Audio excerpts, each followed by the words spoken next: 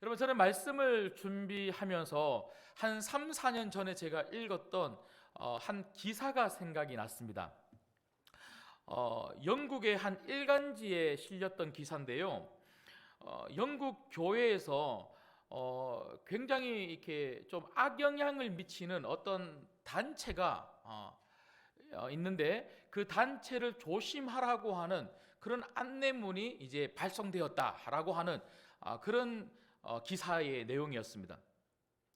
그 단체는 어떤 단체냐면요, 명분은 자선 단체지만 사실은 이 굉장히 좀 안 좋은 이단입니다. 이단. 그 단체 이름이 파라크리스토라고 하는 단체인데요. 이 단체의 영향을 받은 사람들이, 특별히 청년들이 굉장히 많았다고 해요. 그래서 그 단체의 영향을 받은, 그 단체에 빠진 사람들은요, 뭐 친구도 버리고 가족도 버리고 잘 다니던 학교도 그만두고 직장도 그만두고는요, 한국으로 많이 여행 오기도 하고요, 주변 유럽 국가로 이렇게 선교라고 하는 이름으로 여행도 가기도 하고 뭐 그렇다고 해요. 근데 그 단체가 어디냐면, 제가 기사를 쭉 읽어보니까요, 어디냐면 그게 그렇게 적혀 있더라고요. 한국에서 시작된 이단, 그렇게 적혀 있는데 이거 어딜까 봤더니 어디겠습니까? 신천지인 거예요.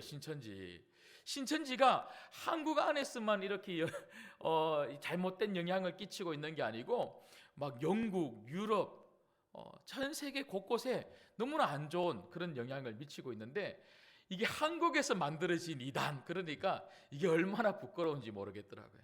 여러분, 이런 신천지뿐만 아니라 사실 이단의 이 가장 큰 특징이 뭐냐면, 물론 많은 여러 가지 잘못된 것들이 있지만 딱 하나를 굳이 이야기하자면, 신천지와 이런 이단에는요, 예수님이 없어요. 예수님이 없어요. 같은 성경을 읽는데도 예수님이 없고요, 같은 이런 예배라고 하는 이름으로 예배를 드리면서 예수님은 없고 자꾸 이만인을 드러내고 잘못된 것을 자꾸 이렇게 드러내더라는 것이죠.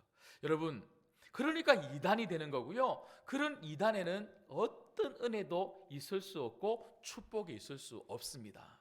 여러분, 우리 신앙생활에, 아니 우리 인생에 제일 중요한 것, 그건 다른 게 아니고 바로 예수님이신 줄 믿습니다. 예수님만 있으면 되는 거예요.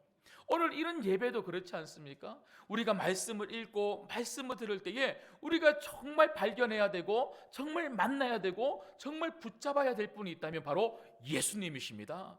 그 예수님 만나시고 그 예수님과 하루 온종일토록, 그리고 일주일 동안 열심히 그 예수님과 함께 동행하며 살아갈 때에 그것이 우리에게 축복이고 그것이 우리에게 기쁨이 되는 줄 믿습니다.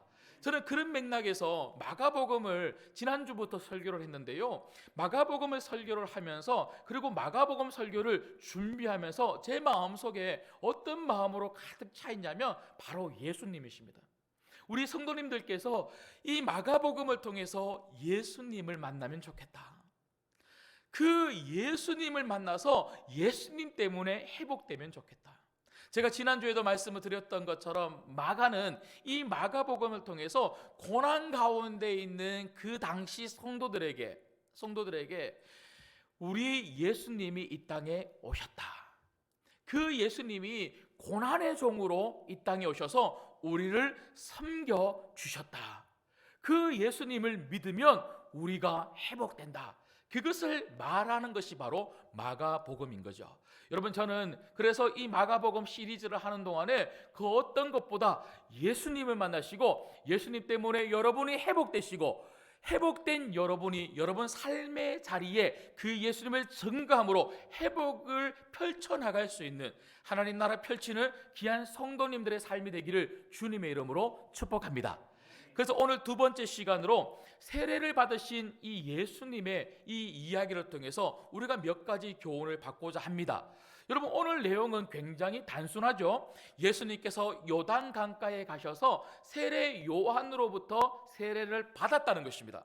그러나 마가는 예수님께서 요단강에서 세례를 받았다, 이 사건, 이 이야기를 있는 그대로 알리고 싶은 것이 아니라 이 사건 속에는 엄청난 메시지가 있기 때문에 마가는 마가복음 1장의 제일 앞부분에 예수님께서 세례를 받으신 이 이야기를 하고 있는 것이죠. 여러분, 예수님께서는요, 공적인 사역을 시작하시기 전에 예수님은 이렇게 세례를 받으심으로 말미암아 사역을 시작하셨습니다. 그렇다면 오늘 예수님께서 요단강가에서 받으신 이 세례의 이야기를 통하여 우리는 어떤 교훈을 받을 수 있을까요? 첫 번째는요, 예수님은 세례까지 받으셨다는 것이죠. 예수님은 세례를 받으신 게 아니고요, 예수님은 세례까지 받으셨다는 거예요. 이 말은 예수님은 세례를 안 받아도 되는 분인데 예수님은 세례를 받으신 거죠. 여러분, 제가 여러분들에게 한번 여쭤보겠습니다. 여러분, 세례가 무슨 의미를 가지고 있을까요? 세례? 물로 씻긴다고 하는 것은 어떤 의미를 가지고 있을까요? 맞습니다. 여러분, 너무나 잘 알고 계시는 것처럼 우리 죄가 깨끗하게 씻겼다라는 이런 의미를 가지고 있는 것이 바로 세례입니다. 여러분, 그러고 보니까 오늘 말씀해 보니까요, 예수님은 세례 요한에게 와서 요한의 세례를 받았다, 이렇게 이야기하고 있습니다. 여러분, 요한의 세례가 어떤 것입니까? 지난주 저희가 말씀을 통해서 살펴보았던 것처럼 4절 말씀을 다시 한번 보시겠습니까? 4절 말씀에 보면 세례 요한이 광야에 이르러 죄 사함을 받게 하는 회개의 세례를 전파하니. 그러니까 세례 요한의 세계는 뭐냐면 죄 사함을 받는 세례였다는 것이죠. 죄가 용서함을 받는, 죄가 깨끗하게 치료되고 회복되고 씻김 받는 그 세례. 여러분, 그래서 5절 말씀해 보니까요, 많은 사람들이 그 세례 요한에게 찾아와서 무엇을 합니까? 자기의 죄를 자복하면서 세례를 받았다는 것이죠. 죄인들이 받는 것이 바로 세례입니다. 여러분, 그렇다면 제가 다시 한 번 더 질문을 드려볼게요. 죄인들이 받는 것이 세례이고, 여러분들께서 말씀을 하셨던 것처럼 죄를 깨끗하게 씻김을 받았다고 하는 그 의미를 가지고 있는 것이 세례라면, 여러분, 예수님은 죄가 있을까요, 없을까요? 없다는 것이죠. 예수님은 죄가 없다는 것이죠. 여러분, 잘 아시는 것처럼 히브리서 4장 15절에 보면 분명히 이렇게 기록되어 있습니다. 우리에게 있는 대제사장은 우리의 연약함을 동정하지 못하실 리가 아니요 모든 일에 우리와 똑같이 시험을 받으신 이로되. 그러니까 예수님은 우리처럼 육신의 몸을 가지고 이 땅에 오셨다는 거예요. 그런데 히브리서 기자는 그 4장 15절 마지막 부분에 이렇게 이야기합니다. 죄는 없으시니라. 예수님은 이 땅에 육신의 몸을 입고 우리처럼 사셨지만 그분은 죄가 없는 예수님이셨고, 그분은 죄 없이 이 땅 가운데 사셨던 분이 바로 예수님이라는 거죠. 여러분, 요한일서 3장 5절에도 보면 요한은 이렇게 이야기합니다. 그가 우리 죄를 없이 하려고 나타나신 것을 너희가 아나니 그에게는 죄가 없느니라. 여러분, 분명히 성경에는요, 예수님은 죄가 없으신 분으로 기록되어 있습니다. 그렇다면 예수님은 세례를 받을 필요가 없는 분이셨다는 거죠. 그런데 왜 예수님이 세례를 받으셨을까? 여러분, 우리가 그것을 좀 이해를 하려고 하면요, 마태복음 3장으로 좀 가볼 필요가 있습니다. 한번 찾아보시겠습니까? 마태복음 3장에 보시면 예수님께서 세례를 받으신 이 장면은요, 마가복음에만 실린 것이 아니라 마태복음에도 실려 있고 누가복음에도 실려 있는데, 마태복음 3장 15절 말씀을 한번 보십시오. 예수님께서 세례를 받으시려고 하니까 세례 요한이 안 됩니다, 예수님. 제가 어떻게 예수님에게 세례를 베풀 수 있습니까?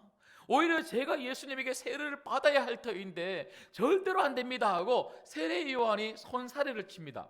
그런데 오늘 15절 말씀에 보니까 예수님이 세례 요한에게 이렇게 말씀하시죠. 우리 같이 한번 읽겠습니다. 시작. 예수께서 대답하여 이르시되 이제 허락하라. 우리가 이와 같이 하여 모든 의를 이루는 것이 합당하니라 하시니 이에 요한이 허락하는지라. 아멘. 여러분 여기 보시면 이제 허락해라, 세례를 달라. 그런데 왜 예수님이 세례를 받으신다고 말씀하고 있습니까? 마태는 굉장히 명확하게 이렇게 이야기합니다. 바로 우리의 의를 이루기 위하여, 우리의 의를 이루기 위하여. 여러분, 우리는 누굽니까? 죄인입니다. 죄인이 의인이 되는 길은 어떤 길밖에 없습니까? 우리가 열심히 노력하면 의인이 됩니까? 착한 일 많이 하면 의인이 됩니까? 교회 열심히 출석하고 봉사 열심히 하고 예배 열심히 드리면 그러면 우리가 의인이 됩니까? 아닙니다. 그런 것으로 의인이 되는 게 아니고요, 오직 의인은 예수님으로 되는 줄 믿습니다. 예수님이 우리를 의인으로 만들기 위하여, 죄인인 우리를 의인, 죄 없는 자로 만들기 위하여, 다른 말로 하면 우리의 죄를 용서하시고 우리의 죄를 사하시기 위하여 예수님이 뭐 받으셨다는 겁니까? 세례를 받으셨다는 거예요. 다른 이야기로 하면 우리의 모든 죄를 죄 없으신 예수님이 다 담당하시고 그 세례 요한 앞에서 세례를 받으심으로 말미암아 우리의 모든 죄를 내가 지금 해결한다는 것을 우리에게 지금 보여주신 것이죠. 즉 십자가의 사건을 상징적으로 말씀해주고 계시는 겁니다.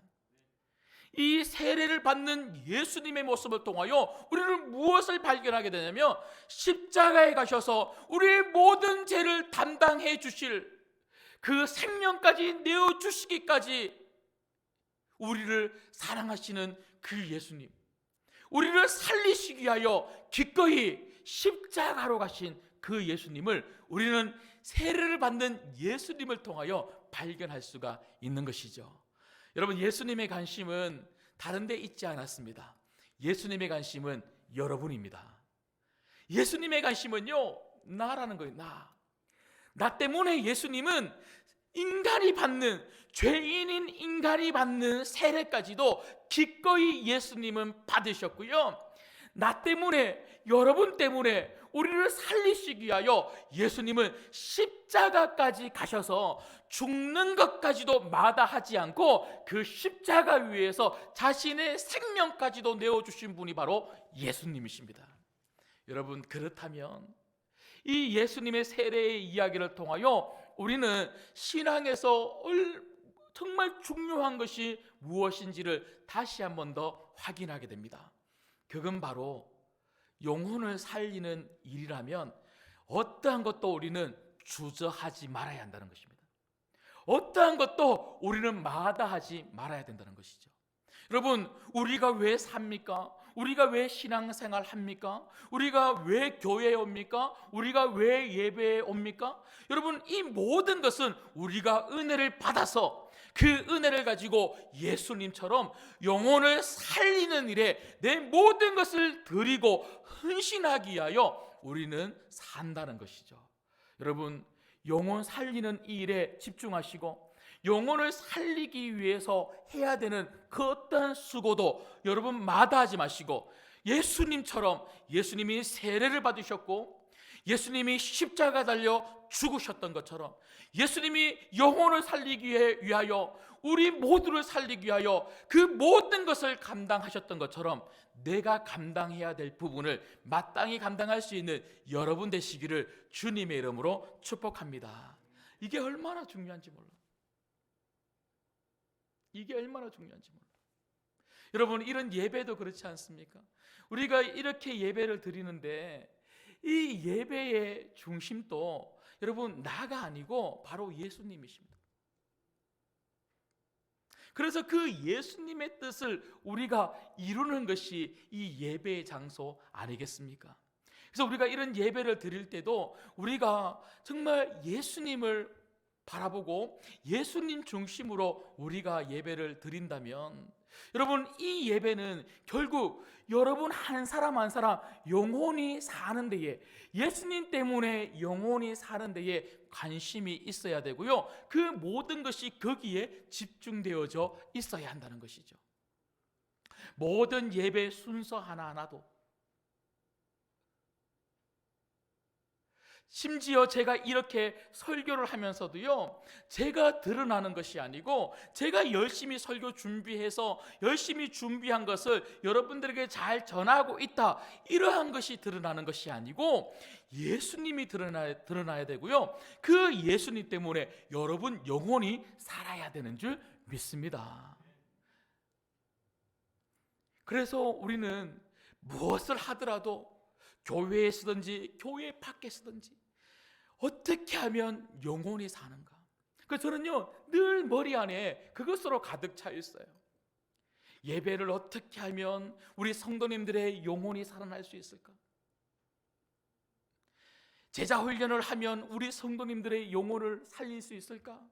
이러한 프로그램, 저러한 프로그램을 하면 우리 성도님들이 정말 생생한 그런 살아있는 활력 있는 신앙으로 잘 살 수 있을까?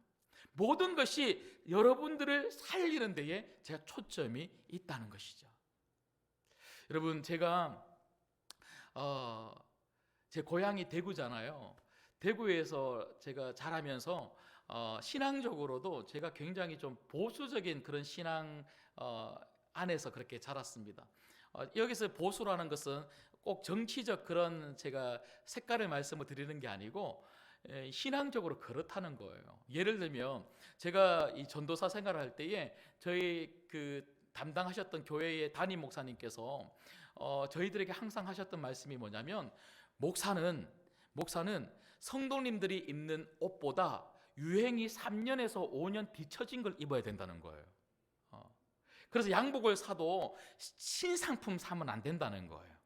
한 3년, 5년 뒤처진 거 사면서 싸게 사라고 그렇게 이야기를 하고요. 그리고 나중에 결혼해서 자녀를 놓으면 이제 이 아내를 교회에서 만나도 아내 아는 척하면 안 되고 아이들 아는 척하면 안 된다는 거예요.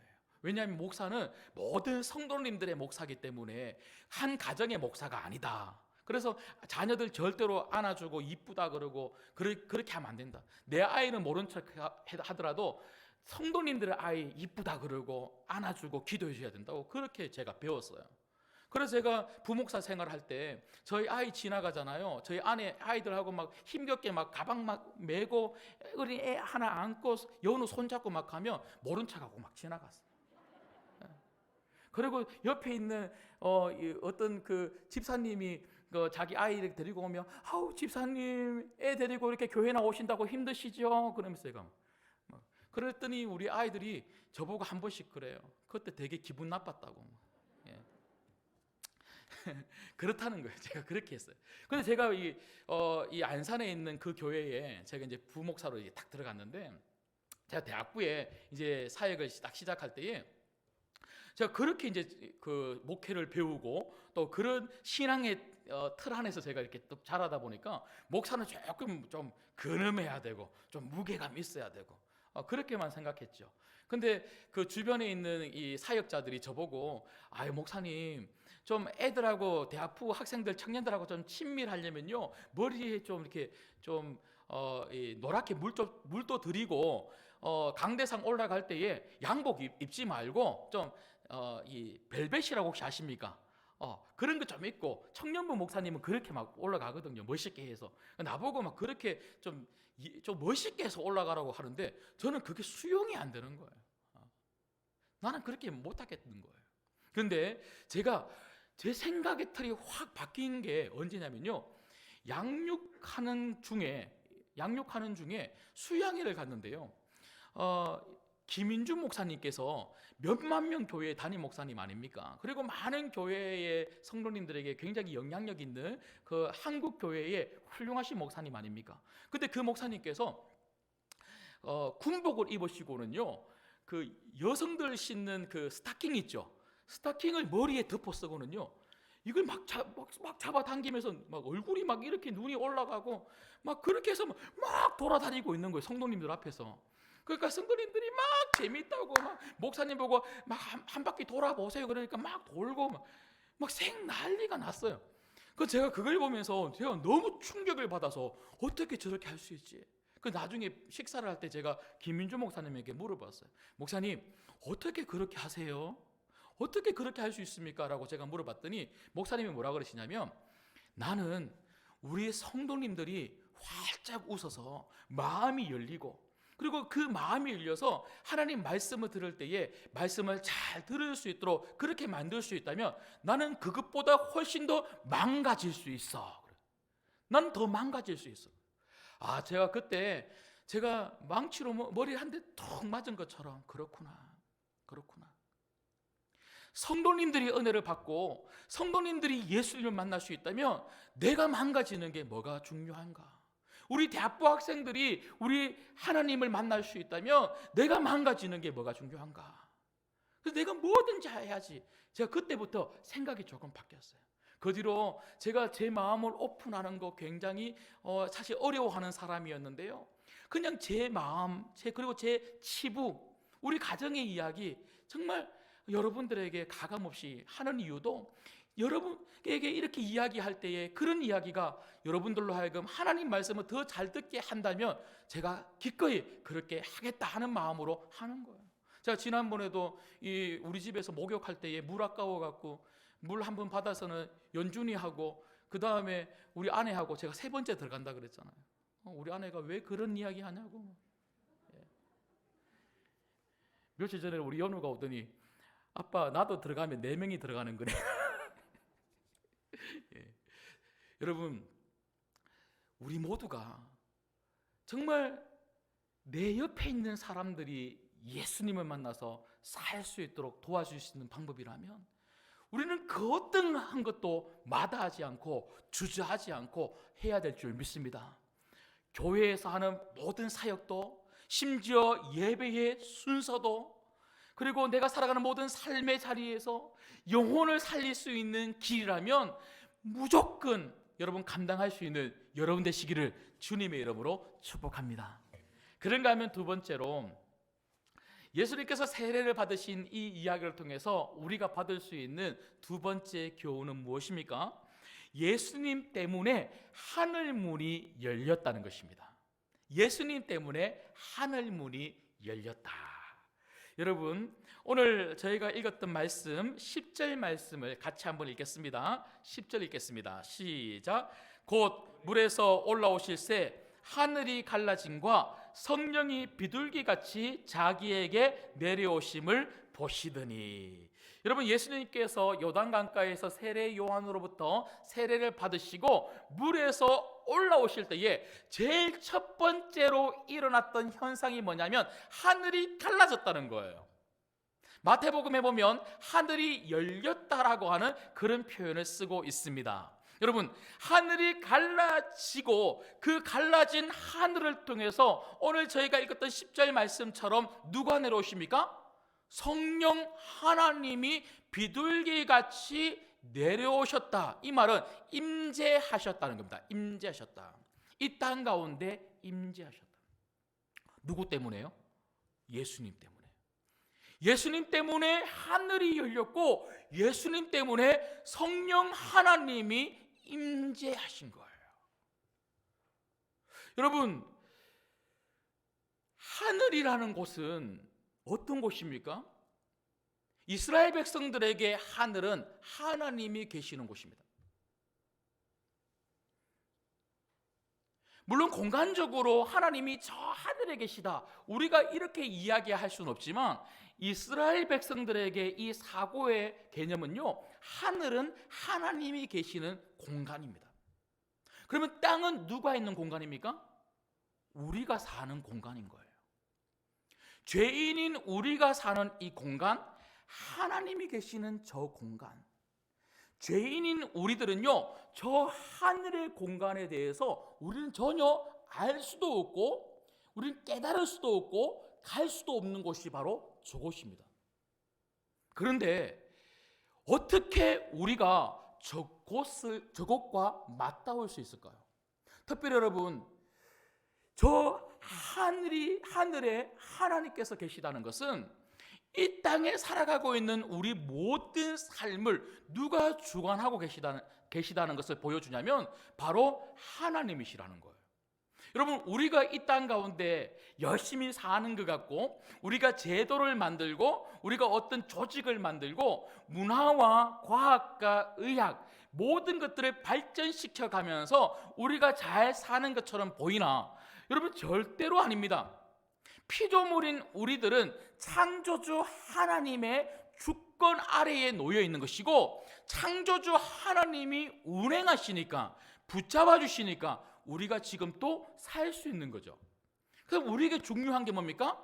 우리를 창조하신 창조주 하나님, 우리를 붙들고 계시는 그 하나님과 맞닿는 것, 이게 얼마나 중요한지 모릅니다. 그런데 그 하나님과 우리 사이에 놓여 있는 이 벽을 누가 갈라 놓으셨습니까? 누가 찢으신 것입니까? 바로 예수님이라는 거예요. 여러분, 마가복음 15장 38절에 보니까 이런 말씀이 있습니다. 이에 성소 휘장이 위로부터 아래까지 찢어져 둘이 되니라. 여기 찢어졌다라고 하는 이 단어와 오늘 하늘이 갈라졌다라고 하는 이 단어가 같은 단어입니다. 정확하게 똑같은 단어로 쓰이고 있는 겁니다.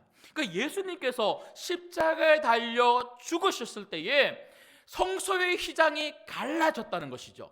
성소의 휘장이 갈라졌다는 것은 결코 우리가 하나님께로 나아갈 수 없는 죄인이었는데, 성소의 휘장이 찢어졌다는 것은 이제는 우리가 하나님께로 갈 수 있는 사람들이 되었다는 거예요. 여러분, 하늘이 열렸다, 하늘이 갈라졌다, 하나님께서 우리에게 임재하신다고 하는 아주 너무나 놀라운 상징적인 표현입니다. 우리 예수님 때문에 하늘은 갈라졌습니다. 우리 예수님 때문에 하늘은 열렸습니다. 이제는 우리는 우리 가운데 임재하시는 하나님을 우리는 누리고 경험하고 그분과 동행하는 삶이 가능해진 줄 믿습니다.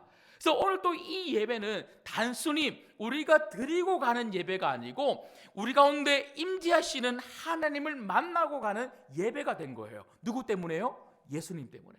여러분, 우리의 기도도 그렇습니다. 여러분, 기도는 일방적으로 하나님, 내가 이게 필요합니다, 내가 이런 것들이 없습니다, 나를 좀 도와주세요 하고 내 한풀이만 하는 그런 기도가 아니라, 기도의 장소는 하늘이 열리고 우리 가운데 임재하시는 성령님을 만날 수 있는 것이 바로 기도의 장소인 줄 믿습니다.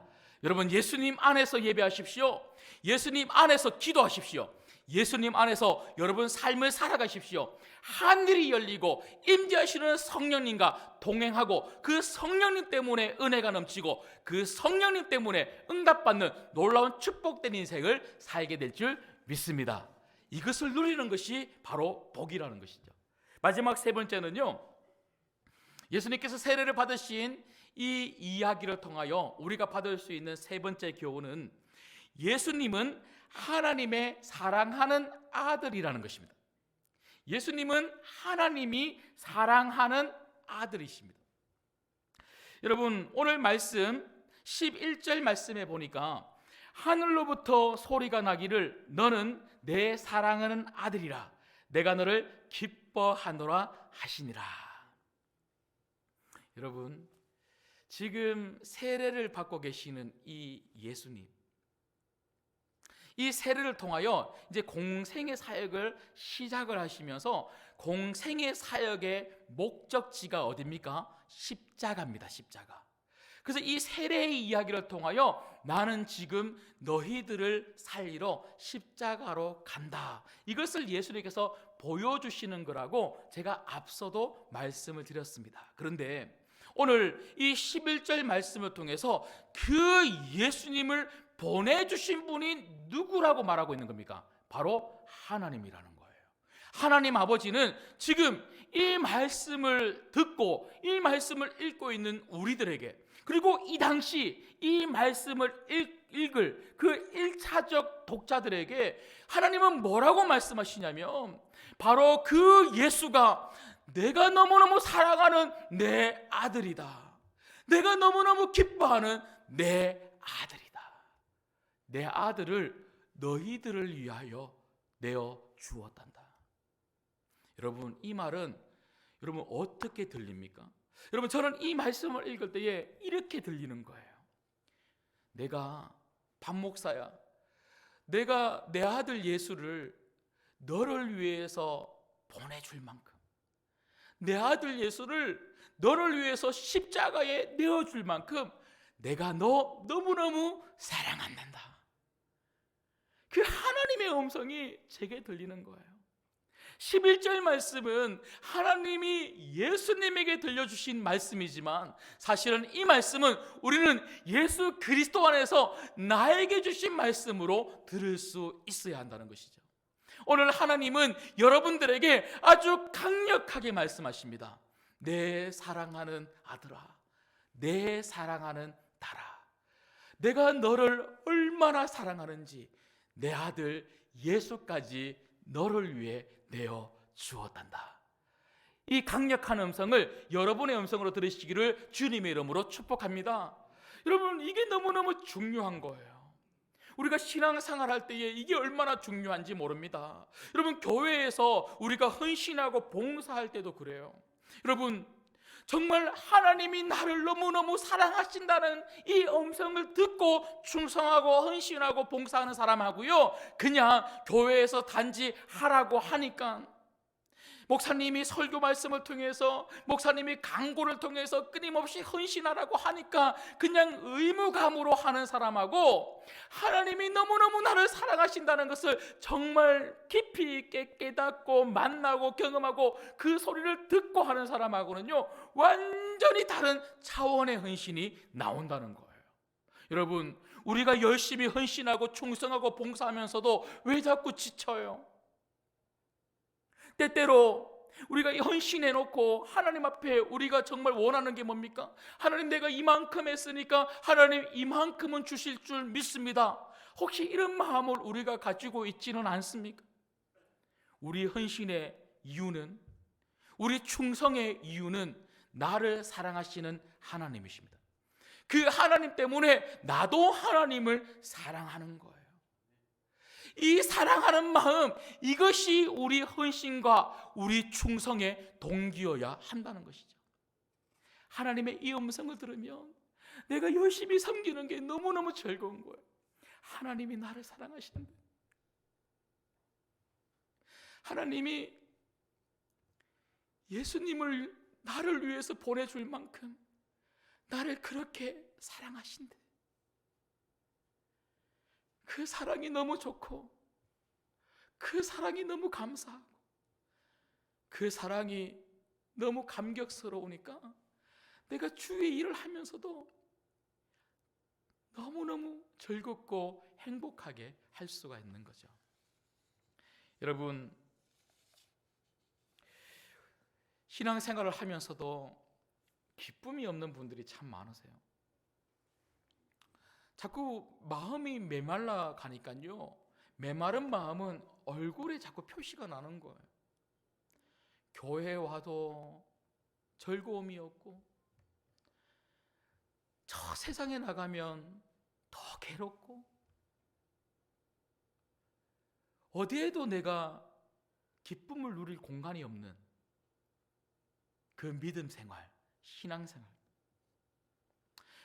그래도 교회는 와야 되겠다 싶어서 억지로 교회에 나와서 마치 이스라엘 백성들이 율법을 지키듯이 주일 예배를 꼬박꼬박 드리고는 있으나, 11조 생활하고 교회에서 이것저것 봉사는 하고 있으나, 심지어 새벽 예배까지도 나오는데, 그런데 내 안에 기쁨이 없는 그 이유, 그게 뭘까요? 내가 너를 사랑한단다, 이 하나님의 음성을 놓치고 살기 때문에 그렇습니다.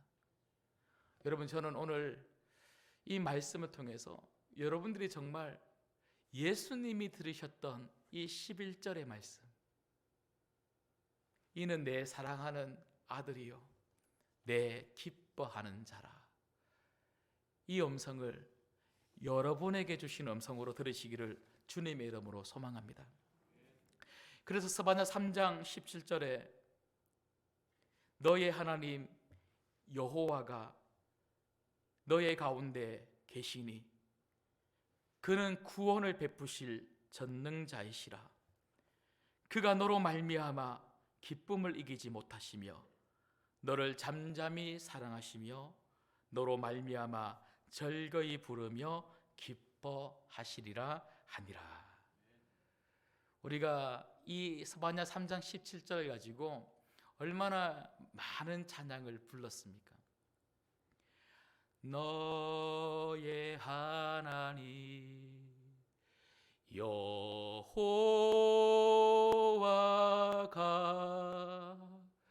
너의 가운데 계시니 그는 구원을 베푸실 전능자시라.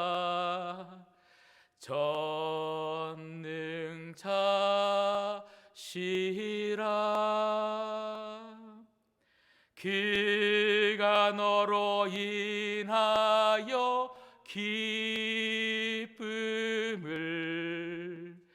이기지 못하시며 너를 잠잠히 사랑하시며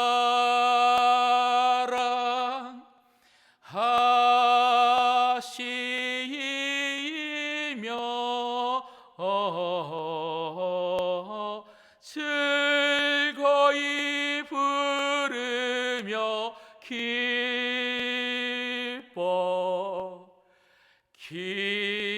기뻐하시리라.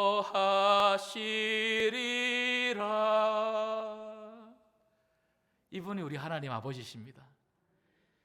하나님 아버지는 여러분 너무너무 사랑하신대요. 여러분을 보고 너무너무 기뻐하신대요. 우리가 그 사랑 알고 있고 그 사랑 깨닫고 있고 그 사랑 경험하고 있고 그 음성 날마다 듣고 있다면 이게 우리 삶 가운데, 우리 신앙생활 가운데 얼마나 활력을 주는지 모른다는 것이죠. 여러분, 이 사랑이 신앙의 시작이요 기본이요 출발입니다. 여러분, 다시 이 사랑 붙들고 새롭게 일어설 수 있기를 주님의 이름으로 소망합니다. 복음은 즐거움입니다. 복음은 굿뉴스예요. 하나님이 예수님을 보내줄 만큼 나를 사랑하신다는 것이 바로 복음입니다.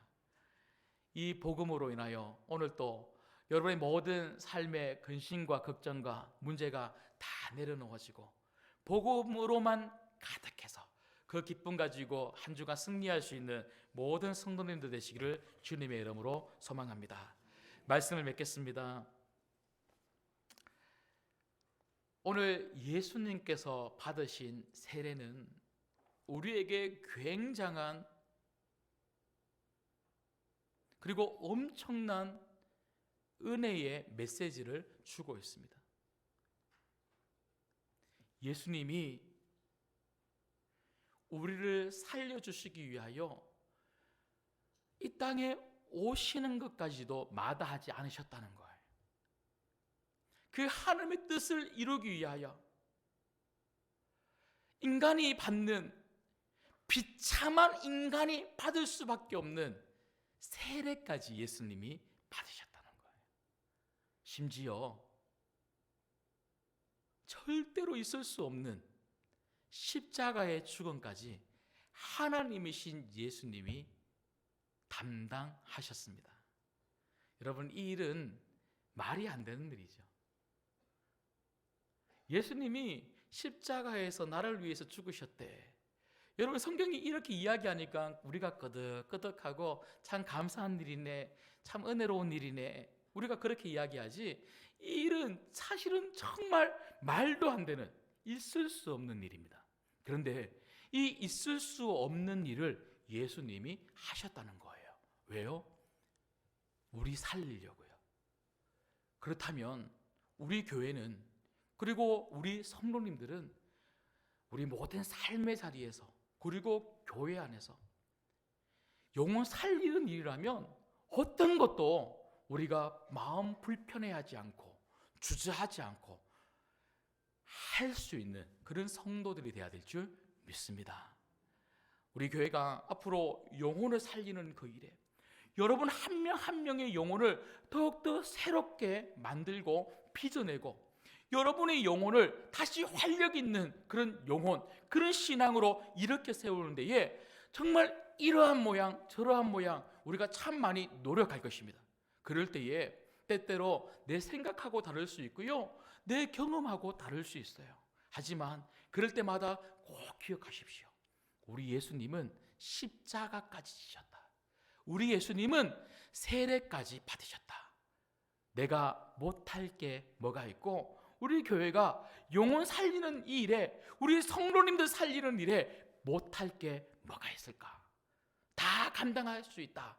그렇게 여러분 작정하시고 함께 동참하시고 헌신해 줄 수 있기를 주님의 이름으로 소망합니다. 뿐만 아니라 예수님이 열어놓으신 이 하늘문, 우리가 예배 가운데, 기도 가운데 그 성령의 임재를 마음껏 누릴 수 있는 성도들이 되었으면 좋겠습니다. 그리고 마지막으로 제가 전해드렸던 말씀처럼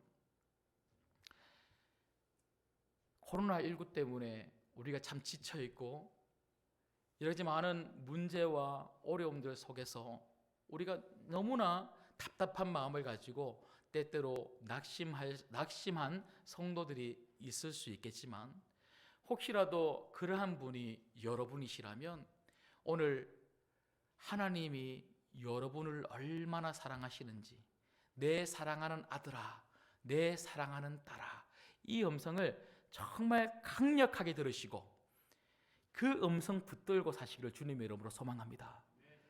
하나님이 예수님을 보내주셨다면, 예수님을 보내주시기까지 여러분을 사랑하신다면 하나님이 여러분 인생 책임져 주시지 않겠습니까? 이번 한 주간 그 아버지 하나님, 책임져 주시는 하나님, 여러분을 붙잡아 주시는 하나님을 정말 여러분 삶의 자리에서 함께 하시고 누리시기를 주님의 이름으로 축복합니다. 기도하겠습니다.